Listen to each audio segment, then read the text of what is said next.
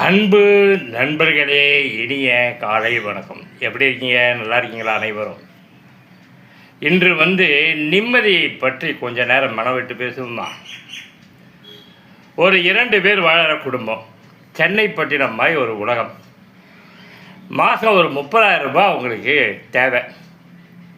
இதெல்லாம் நீ பேச்சுக்கு சொல்கிறேன், மேலே கூட தேவை. சிக்கனமாக இருந்தால் 30,000 ரூபாய் வாடகையெல்லாம் சேர்த்து. அந்த 30,000 ரூபாய் வருமானமும் ஏதோ ஒரு பென்ஷனில் வருதுன்னு வைங்க. அந்த தம்பதிகளுக்கு நிம்மதி கிடைச்சி விடுமா? அதே மைவத்துக்கு 50,000 ரூபாய் மாதம் தேவை.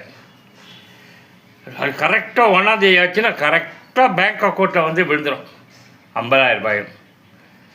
சீனியர் சிட்டிசனுடைய இல்லங்கள் நிறைய இருக்குது, அங்கே போயிருக்காங்க வயசான காலத்தில். அதனால் அவங்களுக்கு நிம்மதி வந்துடுமா? 2 சொல்லிட்டேன். இப்போ இந்த 2 தம்பதிகளுக்கும் நிம்மதி கிடைக்கணும்ல. பொருளாதார பிரச்சனை கிடையாது, போஜனத்துக்கு பிரச்சனை கிடையாது, உணவு உடை இருப்பிடம் இருக்குது, தூக்கம் இருக்குது, உடம்பும் கொஞ்சம் ஆரோக்கியமாக இருக்குதுன்னு வைங்க. நிம்மதி கிடைக்கணும்ல. ஏன் நிம்மதி கிடைக்க மாட்டேங்குது? நிம்மதி என்பது ஆசைகளோடு தொடர்பு உள்ளது. ஆசை எதனோடு தொடர்புள்ளதுன்னா எண்ணங்களின் தொடர்புள்ளது. நமது எண்ணங்கள் தான் வாழ்க்கையாவது, எண்ணங்கள் தான் செயல்களாவது, செயல்கள் தான் வாழ்க்கையாவது. வாழ்க்கையில் நீங்கள் செய்கிற செயல்களோட விளைவு தான் உங்களுக்கு நிம்மதி இன்மையை தருகிறது. சரி, ஆனால் எனக்கு நிம்மதி வேணும், என்ன செய்வது?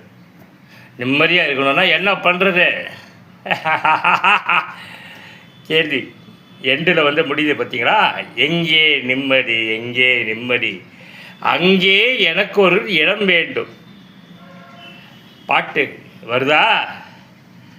அந்த எங்கே நிம்மதிக்கு என்னுடைய நுண்ணறிவு, என்னுடைய 62 வயது அறிவு, அனுபவம், இவைகளை வைத்து சொல்லட்டுமா?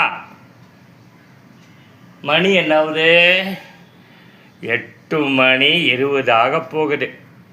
19 அக்கேட்டாக சொல்லணும்னா 8:19. இதை மட்டும் நினைக்கிறேன். இதை தவிர்த்து எதையுமே நினைக்காதீங்க. நடந்து முடிஞ்சதா போட்டு நடக்க போது என்ன மயிரா வேணா எடுத்துகிட்டு போட்டோம். 8:20 ஆக போகுதுராடே. நான் சாப்பாட்டுக்கு பிரச்சனை இல்லைவா, நல்லா அயன் பண்ண வெள்ளச்சட்டை, ஓரளவுக்கு பேசக்கூடிய சரீர உடம்பு, காது கொஞ்சம் கேட்குது.